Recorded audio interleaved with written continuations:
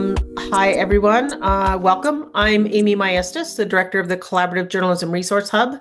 Thanks for showing up today to learn about how collaboratives can raise funds from small dollar donors, not those, we're not talking about the big grants going out and trying to get millions. We're talking about the buildup of these donors, $5, $10, 50, 100. We're happy to have Claudia Laws lead this webinar. Claudia is Director of Consumer Revenue for the Times-Picayune and Georges Media family of products in Louisiana. She's had numerous roles in newsrooms before she landed on the business side, where she works in news, audience, product, and revenue strategies to fund journalism. She's really passionate about audience growth and revenue opportunities to sustain and increase the reach of journalism. Today, the format will be if you have questions during the presentation that come up when Claudia is talking about something, either drop your question in the chat and we'll watch it and interrupt Claudia and ask in the moment, or raise your hand, use the raise hand feature in Zoom, and we'll call on you and you can come off mute and ask that question. So either way, two ways. You don't have to wait until the end of the webinar to ask your questions. Before we get started, I have just a couple of things to share with you. Our next monthly webinar will be March 25th at noon Eastern. That topic will be tips and best practices for writing grants to get grant money to support your collaboratives. Our guest host will be Sarah Lee, who is Marketing and Audience Outreach Officer at the Fetzer Institute. Sarah was one of the conveners of the Southwest Michigan Journalism Collaborative. You can sign up for that event, that webinar on the Center for Cooperative Media Eventbrite page soon, which Delaney will drop a link to our Eventbrite page in the chat. You'll also be able to sign up for that in our next newsletter, along with that has other exciting features and announcements. The next one comes out, I believe, March 6th. If you don't subscribe to our newsletter, I encourage you to sign up. You'll learn a lot about collaboration and about our webinars that we host every month. So Delaney will also drop the newsletter sign up link in the chat. I want to recognize Delaney Butler, who's the assistant director here at the Hub. Today's webinar will be recorded. After the webinar today, we will email the recording as well as Claudia's slides and any other associated materials afterward, in addition to how you can reach out to Claudia for follow-up questions. And that's all we have today. I will turn it over now to Claudia. Thanks, Amy. Thank you everyone for coming. I know Amy highlighted it, but please, please, please, I love interactive conversations. So you don't forget your question later at the end of the presentation. Please raise your hand, put it in the chat. We'll answer that in real time. So we're going to do almost kind of a working meeting where we go over some real steps on how to raise money, right? A little bit less like balcony looking at what the big picture. We're going to get some things done here, right? We're going to come up with the ways of how to get the money going. So quickly about me, I started in this business as a photojournalist, ended up moving into editing and was editor of my hometown paper, which was really fantastic. I threw that paper as a kid, so to be the editor there was super rad. And then I moved into audience work and really solidly in reader revenue and sustaining this lovely thing that we call journalism, right? And making sure we can continue to do more and more of it. So all that to say, I have a very diverse background. But sometimes not as deep as I would like to be in certain areas, but I know both sides of the room.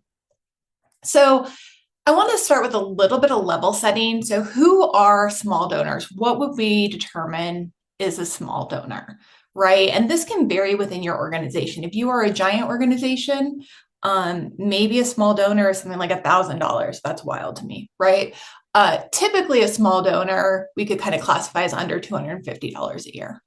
Right. So whether that's recurring revenue or they pay us every month, or whether it's kind of a one-time donation, that's a good level set to use as we talk about small donors. The other thing is like who qualifies as a small donor. It can be really anyone who gives you money. If you have a membership program, it can be members. If it's one-time donors, they count as small donors. And the ever important, we're going to keep talking about these folks, are recurring donors. These people who give us money every month, every year, every quarter, right? That's our sweet spot. We're going to come back to those folks a lot. So in keeping with level setting, like let's go over a little bit of why we want to focus on these small donor dollars. So one is this revenue diversification, right? We're not just relying on grants. It creates predictable revenue to do things like keep your collaboration going, right? Post your grant period or post this grant period. And that's where these recurring donors, these people that we can count on, are key. The other super important thing about small donors is it builds community trust, right? And buy-in from team members in your community, particularly if you have something like memberships or recurring donations. The more people give money to something, the more invested they feel in it, right? The more they feel a part of it, and the more likely they are to give more and more money. But it also creates this great kind of feedback loop with your readership. And of course, like the great thing, it allows us to invest more in journalism, right? Which is the big goal all the time.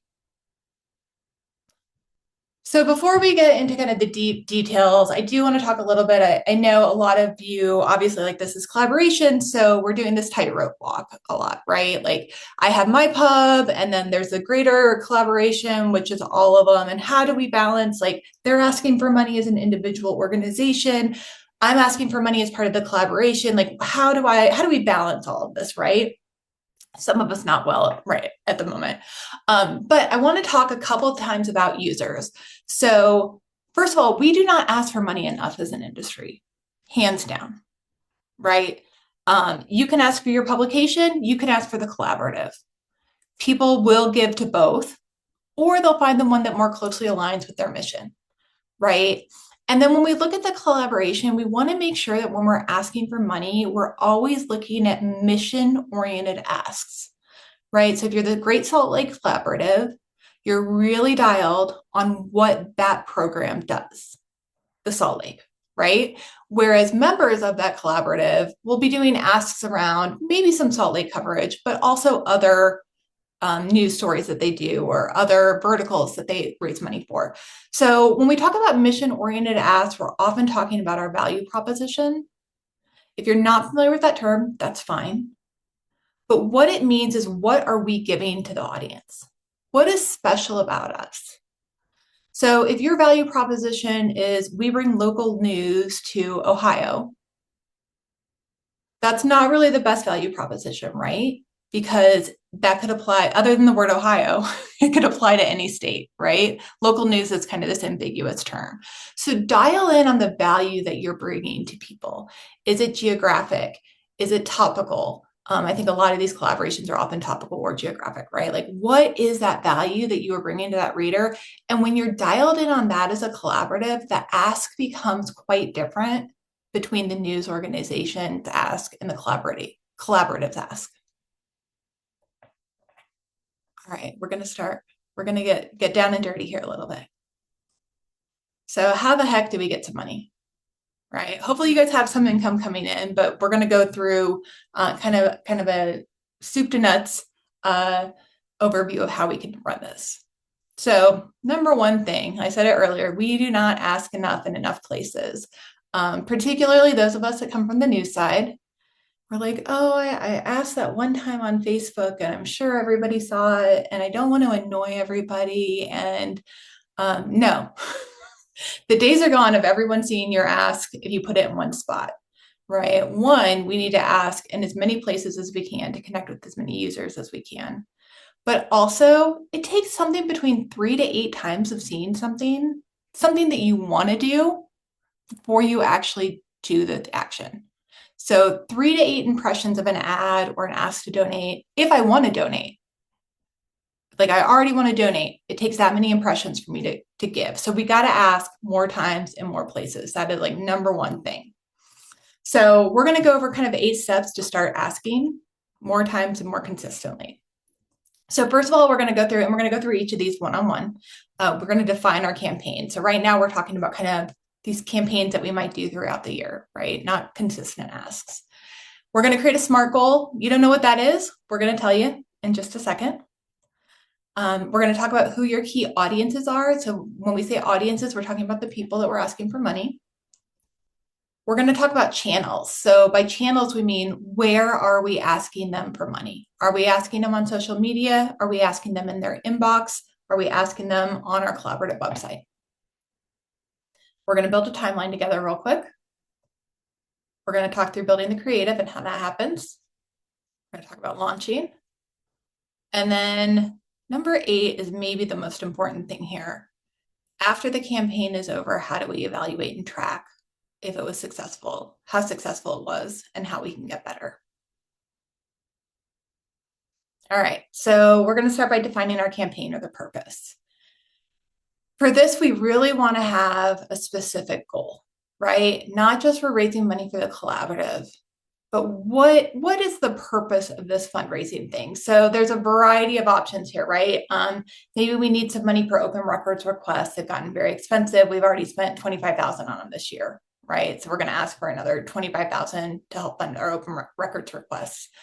Maybe there's a specific collaborative project that we're working on, and we need some funds to get that going.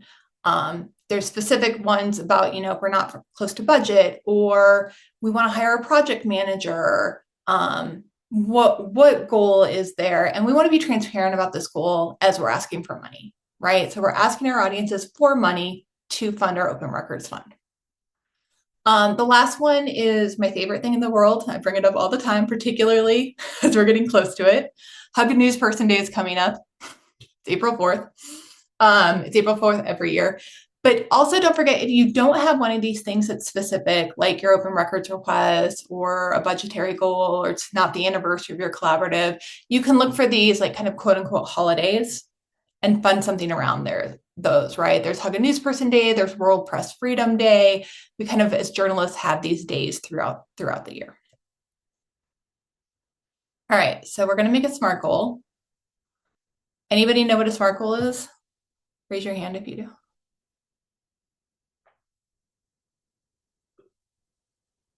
Not all at once. Okay, we're going to teach you. So SMART is an acronym. So specific, what the heck are we asking for as part of this goal? And we're going to write one of these so you'll see kind of exactly what I'm talking about. Is it measurable? For us, this is typically going to be a dollar amount, right? How much money are we looking to raise? Is it achievable? A lot of people just have the A as achievable. I prefer when folks say aggressive yet achievable, right? Like if I know I can raise $5,000 during a campaign, maybe I want to make my goal $7,000 so that it's a little more aggressive. We really have to push ourselves. Relevant, right? Is it for something that's happening now for 90% of these, 95% of these? Of course it's relevant. We work for a great news organization. It's going to be a relevant goal. It's the easiest one. And then we always want our SMART goals to be time bound. So we're going to raise this amount of money by this date. So here's one that I just kind of came up with. We're going to raise $20,000 during the week of Hug a News Person Day. Give us a week time frame there, through asking for monthly recurring donations, right? So be specific about the path that you want to get here. Because when we highlight these recurring donations, we're not just hitting a goal for this month. We're hitting a longer term goal, right? And then we're going to do this to fund a part-time video reporter for the collaborative, right? So we're specific. We're raising $20,000, a measurable goal. We're going to do it by April 9th. And what are we doing? We're funding a part-time video reporter, right? So if you take the time to make yourself a SMART goal before you start, you're just level setting before you take off, and you're going to find that you're a little bit more successful. All right, who the heck are we targeting? This is super important, right? Because our audiences are all a little different based on how they come to us, right? So think about your audiences that are already familiar with what you do, right? And I think a lot of, particularly the project managers on this call, think about these folks a lot. These are people who maybe we have email addresses for, right? Or folks who have come specifically to the collaborative website, not just the single publisher website. These are people who are already a little bit familiar with the collaborative, which means they're closer to that precipice of giving you money because they know exactly what you do.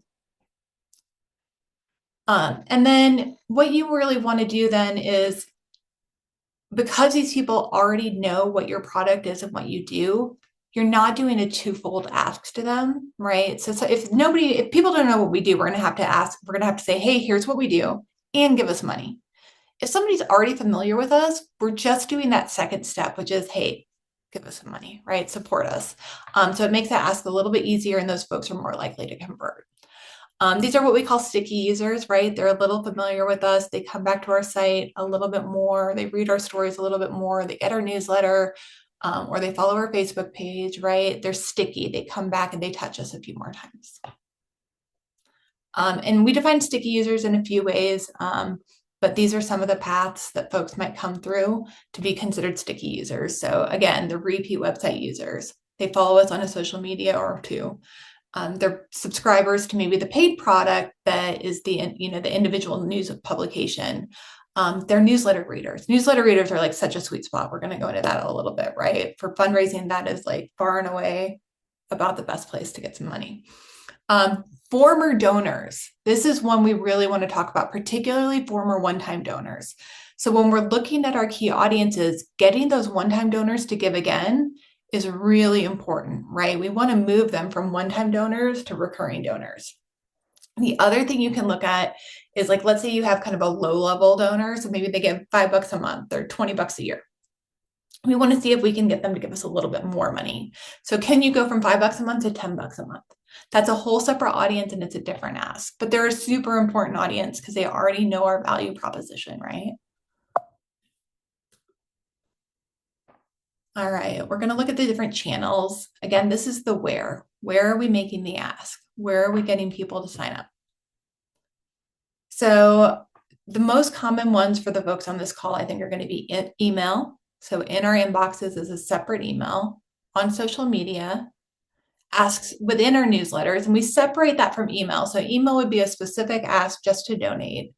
Newsletters would be like an ad or an ask in the chatter of an existing newsletter. Paid channels, if you run any paid marketing campaigns, either through social media, through search, that's a great way to get some folks to donate. And then on site, we're going to go over your donation pages a little bit and talk through what those look like. So these are people that have already come to your site and are ready to give you some money. The fifth step is you want to build your timeline. And I think this is a part where people get really in their own heads a little bit, right? Hopefully not the project managers on the call, because that's what you guys do. But if that's not your sweet spot, then when you have to build out a timeline or when we're going to do what, you can overthink it, right? And part of this is just doing the action. How the heck are we going to do this? And the best way to do this is my favorite thing, which is just a spreadsheet or a Google sheet, right? Literally just open a sheet, make some columns, right? When is this going to be done by? Is it done? This column right here, this B column, this is the most important thing for you guys. Put a check mark in there so that you get the little dopamine rush when you check it, right? There's nothing better than being like, I did that one, or coming in here and seeing all of these check marks. Just a quick line of what the to-do is, right? Make some print ads, make some digital ads, create a tracker, whatever. You can have a tactic in here, you cannot, right? Some of these are smaller steps, so they don't need a tactic behind them. But then the status, right? Constantly update this. You can see here, like waiting on Claudia to look over the material, right? So it's not done yet, but we're in a step. We've moved forward a little bit. Then you can come in here at any point and be like, okay, I have 10 minutes. I can check off this one, right? It helps you manage your time. Who's responsible? If there's a secondary person responsible, right? So just get it on here. You don't know what order it needs to go in. You don't know the dates. Just get all the to-dos in here as a list. You can go back and fill that in later. But building this timeline takes what feels like, I always call it, the forest. We see the forest. We got to get rid of the forest and break it down to the trees so it feels doable. And just a quick spreadsheet like this for your timeline is the ideal way to do that. All right, this is another one where everyone gets caught up. I am going to take a wild guess and say that there is not one person on this call who is a graphic designer. Oh, Joe, throwing me off. Okay, other than Joe, I'm going to assume that none of you are like, oh my gosh, I am the best graphic designer ever, right? So building the creative for a campaign can feel absolutely overwhelming sometimes. Do not let it, okay? So there's a few things that you can do. This is one that we use at Georges Media for Hug a News Person Day. Again, my favorite holiday. Now I have a graphic designer. He built this. I did not do this, right? So if you have a graphic designer at one of your papers that can maybe help you out, great. Take advantage of it. Ask it if you can. But also, this would be a great graphic for Hug a News Person Day. This is a Canva graphic, and I literally just wrote journalist on it, right? So again, like you don't have to overthink the creative. It can be something that's simple and iconic. You can also ask your newsrooms for photos of journalists at work. They typically have photographers on hand. They've already maybe taken some pictures of the journalists out and about. This is typically a relatively easy ask of them, and then you can use it in your marketing campaigns, right? Or also do not forget about emojis. They are the simplest way to add a graphic to your designs. People love emojis. I don't know why, but they're pretty effective in marketing. This is the hug emoji on brand. So don't overthink the creative. Don't get stuck in that loop of, I am not an incredible graphic designer, right? Again, other than Joe, none of us on this call are. But we can get a decent product with the different tools that are out there. Canva, staff photos, even emojis. Just don't let your mind get in this loop about the creative needs to be this perfect, kind of ridiculously over the top thing. For some reason, this is another one that is like the hardest step for people, is to just launch it. Just do it. Pick your date. Get everything ready. Schedule your emails. Schedule your social media posts in advance.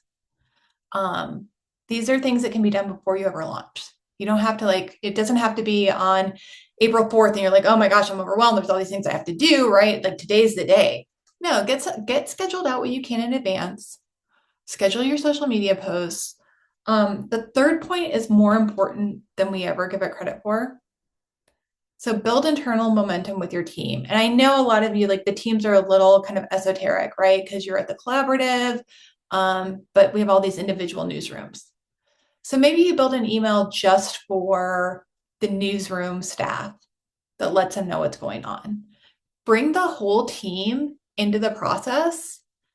And when the entire team is excited about this, you're going to get more external momentum. Okay. Or you can do the journalism tried and true and throw a pizza party, right? We all love a pizza party. The other things that I want you to do either prior or after launch is contact partners, right? Who have you had an art event with as part of your collaborative? Who let you host a booth at one of their restaurants? Where have you got partners that might be willing to put out your fundraising campaign? Really lean into those folks. They've helped you in the past, let them help you now. And then again, also internal and external, celebrate that you've started this, right? Cheerleading is a big thing. It needs to be. This is a big deal. Even if you do this every quarter, or every month, like celebrate the start that you've done this internally and externally. Let people know you're excited. All right, so we've done our whole campaign. I said earlier, this is one of the most important things, is evaluating and tracking. Did the process work? Sometimes it doesn't work as well as we want, right? But let's figure out what we can learn. So the overarching question is, was it a win? So you might think, okay, let's go back to our SMART goal. Did we raise $20,000? Well, we didn't. We raised 15,381. Was it still a win? Yes. Did you get some money? Right? Did you get 10 donors? Better yet, were 5 of those recurring donors, right?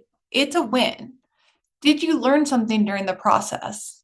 Did you learn that maybe you weren't the best at scheduling emails and you accidentally scheduled 2 back-to-back, right? Did you learn something about your email management system? It's almost always a win. It's rarely not a win. Can we do better? Yes, always. Even if you hit your goal, even if you double your goal, we can always do better. So As you're looking back, I want you guys to do, again, this is like, can be another tab in your spreadsheet. Let's look just at this one on the left here. Okay, so this is a simple recap. What was our goal? Our goal was $50,000. What did we get? We got 55,500. So we were 11% over goal, right? And then we just want to look at where we got our money. So we got about 62% of it from digital. We got some checks. We had a matching donor come in and give $5,000 or $10,000, right? And then social was very minor. And then we're just doing a quick P&L here. What did we spend? We hired a graphic designer because we felt emojis weren't enough. Or we spent some money on paid marketing, right? I always like to include staff time here, even though we're not typically paying extra for it, just as an acknowledgement that there is a time element there. So then just look at what your total net is, right? And this isn't for, you're not giving this to the IRS, right? This is for you internal to see how successful things were. If you don't do the revenue breakdown and you just do what you hit and what you spent, that's great too, right? Make it as simple as you need to in order to get a sense of like where the wins were. Now on the right is if you want to go a little bit deeper, right? So this is an email marketing campaign. So each of these the first column is who the email came from. The second column is who it sent to, right? So you can see some of these sent to all of our audiences, some sent to former donors, so I had a slightly different ask. And then how many people paid and what the revenue was from that. Now, some of you don't have that breakdown specifically, right? You're like, oh, I can't track like how much money came from email on the 3rd. Well, you can say, okay, well, I'm going to look at from the 3rd to the 4th and how much money we got and attribute the majority of that to that email, right? So directional numbers are good here too, to see how successful things are. Again, don't get caught up in precision if you don't have it. You want to see directionally if something was successful. So in this example, we just wanted to, do a quick highlight. And I always, even if you're only accountable to yourself, I really strongly encourage you to do a little bullet point list like this, right? So if I was doing this, I would say, okay, social had very few conversions. That first email from Tim had the most revenue associated with it. Was it because it was the first one? Was it because it was Tim? I don't know, but it was the most successful one. Oh yeah, when we asked for a specific amount, when I said, hey, give us $50 to help this cause, that did best in saying, support us without a specific amount in there. And that's a real common thing that we see is when you do ask for a specific amount, people are like, oh, I can give $20 to that cause, right? I can give $13. That's nothing. And so when you ask for a specific amount, we do tend to see more people convert. In this case, we had staff share their stories, and we thought that that created a deeper bond as well as driving donations. And think of how you're measuring that. Like you can say, okay, we shared stories, we drove a deeper bond, but we had 157 readers respond. So we know for sure that drove some interactions. And always be really honest with yourself. What didn't work as well as you wanted it to? Right? So we had run an email that had comments from readers about how awesome we were. And that did not do as well as we thought it would, right? Or did I start this campaign and I had matching donors on the list because I wanted them to see what we were doing, but I didn't alert them that we were starting this fundraising campaign on the 3rd, right? So make sure you try to bring in everybody ahead of time. That was an error in this campaign. So always do this bullet point list of what worked, what didn't, what you can do better. All right, I'm going to go through a few different examples. So one thing you want to do is you want to create a feedback loop with your readers. So this is really at the end of the campaign, you want to tell people how much money you accrued, right? So our goal here was $150,000. We got $151,000. Thank you. Thank you so much. Very clear. In this example, you can see they have the major donors in the center. So you're honoring them in this email to everybody. But also when you're saying thank you, include that donate button again. right? Maybe somebody somewhere is like, oh my gosh, they're 9,000 short of like being 10K over their goal. I'm going to give that 9,000. You never know who you're going to connect with in this. So always give people the opportunity to support you. You also really want to include a feedback loop to readers every place you can. So again, this on the right is an email feedback loop with this nice little graphic. Again, this is just a Canva template, so don't overthink graphics too much. But this is telling people where we're at during the campaign, right? So people feel included in the entire process. You can keep something like this on your website, on the donate page, right? And just update it every week or so. Couple things that I just want to highlight for you guys. So we've talked about this a little bit, but moving your one-time donors from one-time to recurring is imperative. Again, this is an audience who's already familiar with your product and already thinks it's important enough that they've given money to it. Treat these people really special. Craft specific emails just to them that says, thank you for your donation last year. We would love if you can support us again. Thank you for, your donation last year. Would you consider giving us $5 a month this year? Ask them specific asks and thank them for what they've done. So again, do separate emails to them. You could target them on social with paid campaigns. So you can upload a list of their email addresses and run an ad that just serves to those email addresses. That can be really special and people really enjoy that. Do you want to talk about what not to do? Try to be positive, but we do want to talk about things that we don't want to see happen, right? The number one thing is chasing shiny objects, right? We want to build up our core principles here. There are some really tried and true ways to raise funds: emails, newsletters, social. Great. Maybe there's some AI thing that somebody's trying. Cool. Tuck that in the back of your mind. But let's focus on the foundations right now and the things that work really well. All right, you guys are going to need a little homework. There are 4 things I want you to do when we click off in 25 minutes. If these take you more than 10 minutes, you're overthinking it and stop. Number 1, I want you to audit what you have out there now. I know the word audit sounds overwhelming, right? What the heck does that mean? Audit means make a list. I want you to make a list of all of the places that you are asking for money. Is there a button on the collaborative website? Is there a pop-up on the collaborative website or on the individual donor website or individual news website? Do you have a donate page? Hopefully you all do. If you're not at that step yet, that's fine. Don't include it on your list. Maybe every quarter you put a post on Facebook asking for donations. Right? So just make a list of everything you have out there now. Then I want you to pick a date for your next campaign. Can it move? Yes. But 10 minutes after this meeting, I want you to have a date. I gave you a great one. Hug a Journalist Day, April 4th. World Press Freedom Day is in May. Maybe the anniversary of your collaborative is coming up. Maybe you have a big event coming up, right? Pick a date, write it down. Again, we can come back and change it, but I want you guys to have a date in mind 10 minutes after this meeting. I also want you to create a calendar invite to yourself. Once a quarter, I want you to have on your calendar that you need to do a campaign. You can pick the first of every quarter, so January 1st, April 1st, etc. You can go in and say, oh, there's actually kind of organically 4 times a year, right? In October, I want to prep for end of year giving. I know I have that every year. I know we always do something around the anniversary of our collaborative, which is May 5th. Just put this calendar invite to yourself so that you don't forget that you need to do this every year.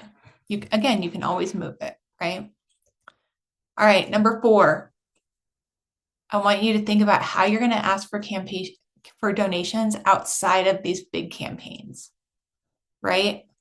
This is also my favorite thing, create a spreadsheet. And this can be simple. What do we have open to us? All right, we have Facebook, we have Instagram, we have our newsletter, we have email, um, we have TikTok. Then in column 2, say every quarter I'm going to do this. Once a month I'm going to ask. And so just again, 2 columns on a spreadsheet that says how you're going to ask on the different paths to conversion that you have. I hope everyone wrote that down. I did not see people scribbling, so I'm going to assume you were taking digital notes. 4 things, 10 minutes after this meeting. All right, before we move on kind of to the second part here, are there any questions that we want to highlight or anything I covered that you did not understand? Did I get too into tech talk?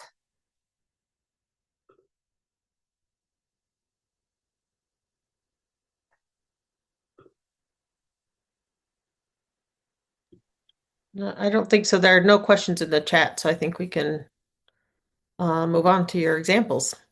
All right, I see Alex makes visuals. So Alex and Joe are outliers on the And Kim too. oh, Kim and Alex and Joe. So we want to make sure we're not shortchanging them on people who do graphics and visuals, but also we all know who to hit up now for some help, right? Uh, yeah, Alex, everyone can do everything, right? You're a small staff. Okay. I want to talk about your landing pages, and then we're going to talk about some marketing tips and tricks. So first of all, what is a landing page? This is a place that we go to for when we're going to ask people for money, right? So this is the Great Salt Lake Collaborative. So they start off on their donate page with this great value proposition, right? The Great Salt Lake Collaborative combines the power and reach of 19, wow, news civic organizations who have come together to cover the crisis at the lake and what we can do to solve it. What an incredible value proposition. It's right there at the top of the page. Really well done. So one thing that's not as rad about this page is that you can't actually get me to donate before I scroll. I have to scroll. We would like to be able to complete that entire process above the scroll. Now that can be really tricky. So I have on here, know your technology, right? We're going to go over some best practices here, but some of you are limited by the technology of your donate page, right? Maybe it requires certain things. Maybe the spacing on here, right, is a little bit wider than you would like, but that's just how the technology is. So have some grace with yourself, right? We're going to talk about perfection, but there are some things you can't control, right? And I know on this specific page, they can't control that spacing, right? So the only way they could get that up more is to shorten their value proposition. The other thing, and I hope you see this here, this is a real issue that we all have.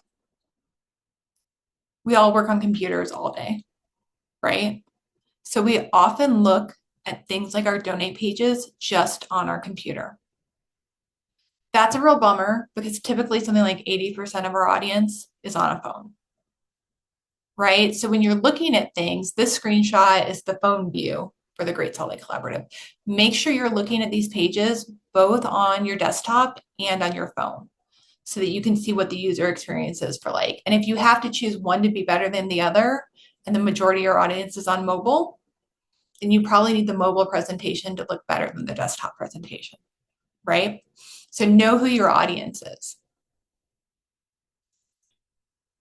All right, is Granite State on here? Anybody from the Granite State Collaborative? No? Okay, I pulled you guys as an example here. So a couple things. This is their landing page. This is their home page, right? This is not their donate page. So they have a really solid value proposition here, right? The Community News Fund supports collaborative reporting, civic information, and trusted local journalism across New Hampshire. So they're leaning into the geographic aspect of their value proposition, right? And also like that civic information. Love that in there. That gives some value proposition that you don't always get elsewhere. The other thing on this page is that the link to donate is above the scroll, right? It's also has this fantastic action language that goes with their visual. Be a local news hero, right? It's just all tied together so well. It's really, really lovely. This is where we get into a little bit of a trickier spot, and a lot of us do this. Once I click on that donate button, I get this page. The scroll actually ends right under this photo, So I don't have the opportunity to donate before I have to scroll, right? We always want to have the opportunity to donate on every scroll if we can. Again, if your technology is kind of not allowing that, have some patience with yourself. But ideally, we have the ability to donate on every scroll. The other thing is that I remember, if you guys don't remember, this is where I was like, oh, I would like to donate, right? I made the decision, I want to donate. Then they sent me to this page where I have to click on support again, right? So people do not have the patience for 2 clicks anymore. People love 1 click. So really, once I said I want to donate right here, it should have taken me right to the donate page. I've already decided I want to give you money. You don't have to prove it to me again. You don't have to tell me anything else. Make it easy for me to give you money, right? And again, like here they have that value proposition at the top again, just really cleanly, really nicely done. This is the mobile view. So they have a lot more information above the scroll here, which is great. No button, but it looks like that's a tech stack issue again. But really getting it perfect here. Just don't make people do 2 clicks. You'll see a drop off pretty significantly between that first click and the second click. We want to make it easy for people to give us money. I also want to talk about your donate buttons. So at any point in any time that I am on your collaborative site, I should see a donate button. I shouldn't have to go to a hamburger menu. It should stay with me on the scroll, or we should have an ad every so often, or it should be in the rail. I should have the opportunity to donate at any point in time on your collaborative site. And this is both in desktop and mobile view. Okay. If you're not giving me the opportunity to donate, I'm not going to donate, right? I need to be asked. I need to see that it's a possibility. Now, the only exception to that would be if you've decided that we're not in the middle of a campaign, so we're going to push newsletter signups at the time. And in that case, the ask to sign up for your newsletter should be on every screen, right? So that's really the only time I shouldn't see a donate button all the time, is if you've decided that you're going to lean into newsletter signups for this period. You should also have that button, like I said, go directly to the donate page. You've got me. I want to donate, right? If I click on support, I want to support you. So make it as easy as you can for me to give you money. And these are things that are really easy to forget, because we set up that donate page and then we walk away and we're like, oh, it's great. It's perfect. It works. We're getting donations, right? We really need to come back to that page every 6 months, every year, and give it a good look to see what works and what doesn't. A great way to do that is to have your friends do it and watch them. And see when they get stuck. On those checkout payment pages, I want you guys, as you take a closer eye to it, to zero in on a few things. The more decisions we ask people to make, the more likely they are to fall off the page and not give us money, right? So if we've set default amounts, are they the best ones? Did you set your default amount to $1,000? That's probably not the best one, right? Did you set your default amount to $10 monthly? That probably is the best one.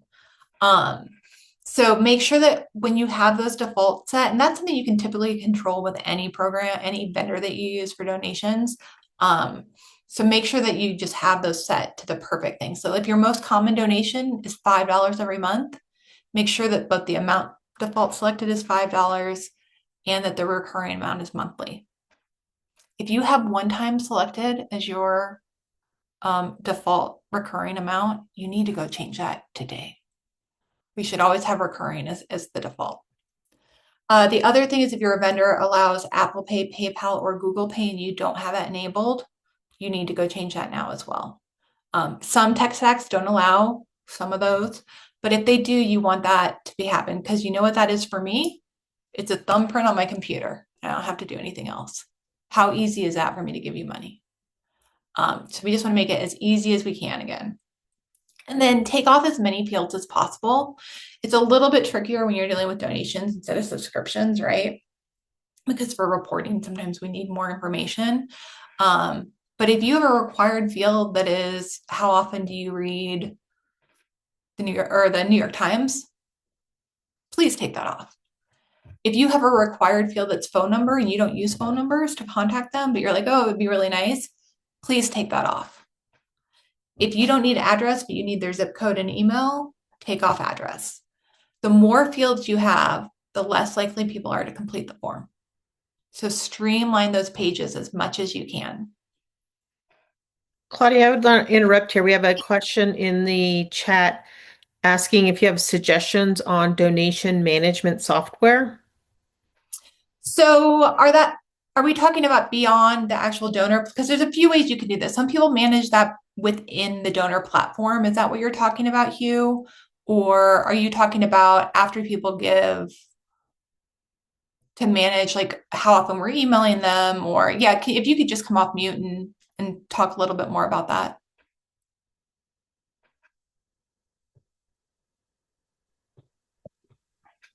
Well, I don't know a lot about it other than our current setup is a straight website and committing all the faults that you just mentioned about too much information and not having a continuous payment. So I'm just looking to upgrade our donation mechanism, our framework, and we need something more sophisticated than what we've created ourselves. Yeah, so I'm a little bit brand agnostic when it comes to vendors. I think what you need to do is identify what you need, right? And kind of where you're at. I have one client who they just use PayPal. It just goes straight to a PayPal page because that's where they're at technology-wise, right? That's fine. But what you need to do is once you get that email, where does that go? It can go in a spreadsheet and then you can use that to email people. But Hugh, for you, it sounds like you're at the next step where you know what your holes are. And I would just identify 3 vendors, set up meetings with them, and figure out how they fill those holes that you've identified and see which one. Here's a real thing. Find out which one offers too much, right? Are there all these bells and whistles that you don't know, that you don't need, that you won't use, that end up being more confusing, right? The simpler the program that actually works for you, the better. But I would start with what holes you have and then audition some vendors to see if they can work for you. Okay, thanks.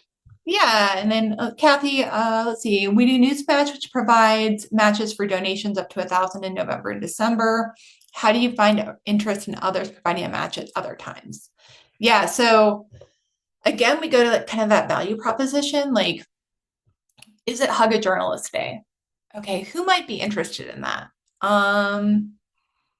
Oh, here's one. In Salt Lake City, we have a car company, and their whole like shtick is "We hear you." Listening to people, hugging people, that could kind of be like, I could see a periphery there, right? Maybe I go to that car dealership and I say, hey, would you guys like to be a matching donor? Right? We're doing the same thing. You're listening to your customers, we're listening to users, et cetera, et cetera. But also, Kathy, I hope, and if you don't, you can do this, right? Make a list of some organizations that seem to be really in line with you and think big, right? Subaru is one who does a ton of environmental advertising, right? So if you're an environmental collaborative, maybe you go to your local Subaru, statewide Subaru, or national Subaru and see what kind of matching donor programs they have. Maybe you know that there is a wealthy person in the area who has a really vested interest in football. And as part of the collaborative, you've done a piece on, I don't know, brain injury in high school kids. I'm making stuff up, obviously, right? Then you can go to them and say, hey, we did this thing that's really in line with what you love, right? And so it's this constant, like, you guys know your areas. You know the big, the people who have money, the organizations that have money, and the businesses that have money. But also don't just think huge, right? Maybe you could get a $250 donor from a small restaurant that does all locally grown food, right? If you're an environmental place, like those are similarly aligned missions as well. So just kind of keep this list in the back of your mind year round. All right. I have not watched Succession, Joe. I need to, apparently. Anything else before we move forward? This is great. Okay. Are there any special considerations we need to make regarding payments and donations and stuff for possible like European donors or anything? That's a great question. So one thing is just make sure your website is GDPR compliant. And Joe, I'm also going to not answer your question in that I am not an expert there.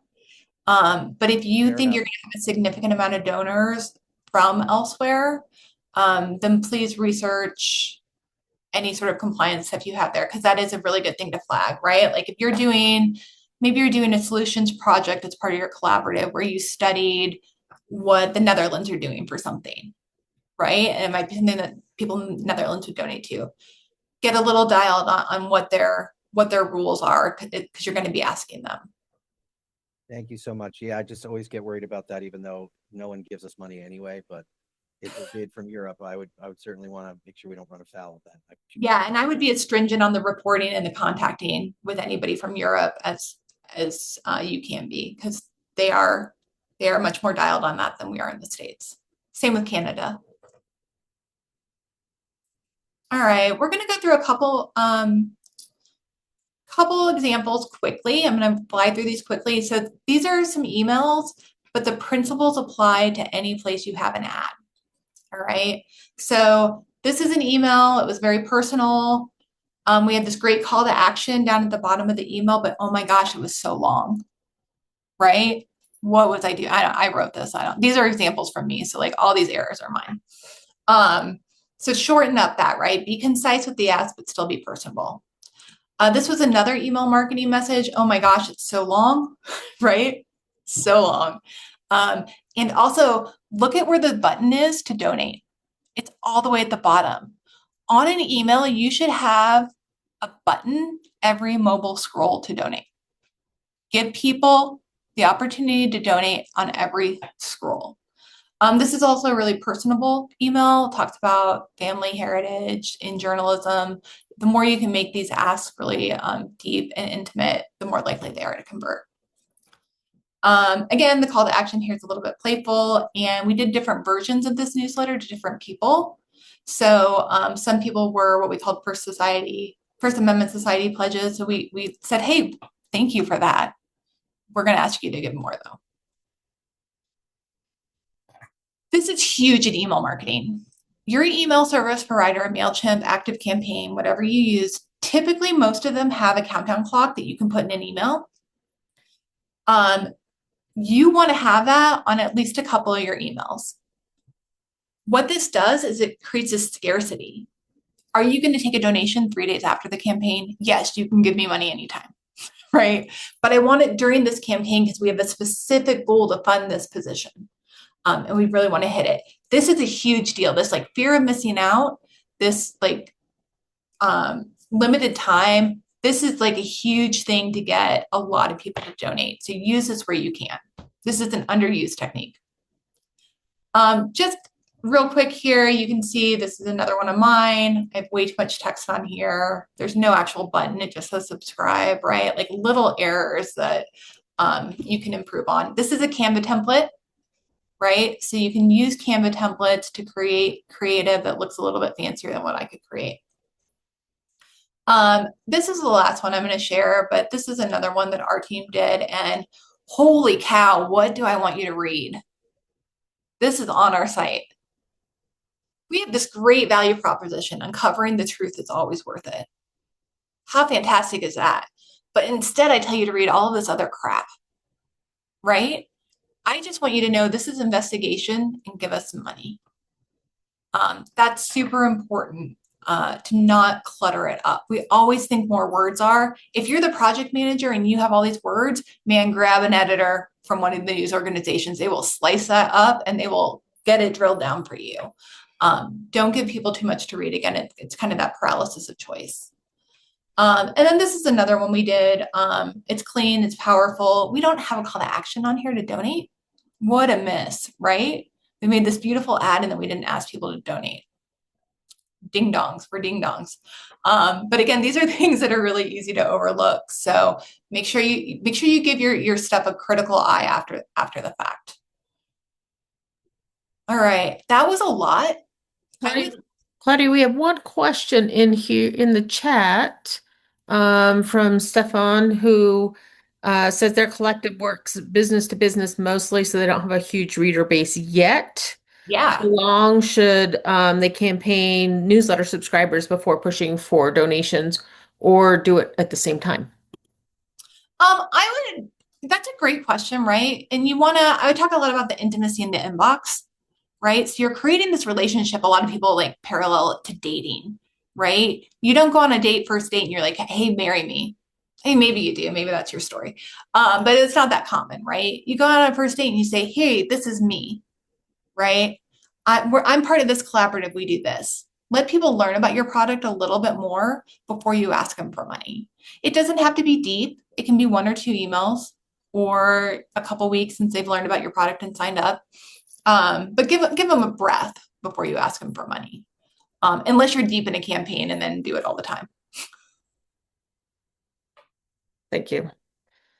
We have about a minute and a half left. Last questions for Claudia or Claudia, one takeaway. Do you want to share with people if they don't have questions? You gave them assignments to go do in 10 minutes afterward, but number one takeaway? My number one takeaway is none of us are perfect. We're never going to be, I mean, you saw my examples that I did that were definitely not perfect, but we're all working to get better, right? So every time you do something that's not perfect, you're going to learn a little bit more. You're going to get a little bit closer to perfect, and you're going to get more money. And so take all of it as a learning, like you're never going to do everything right, but get closer and closer every time and celebrate that success. And then your whole collaborative is going to get better and better, and it'll become more easy, more muscle memory to get money. Thanks. And I would say big takeaway is that value proposition. What is your collaborative doing that readers, audiences, your communities generally aren't familiar with? As more collaboratives pop up, and tell them why your work sets you apart. Claudia, thanks for the tips, the information. Everybody who's still here, we will send a recording of this along with Claudia's slide deck and contact information. And please follow us to find out about our monthly webinars. Thank you.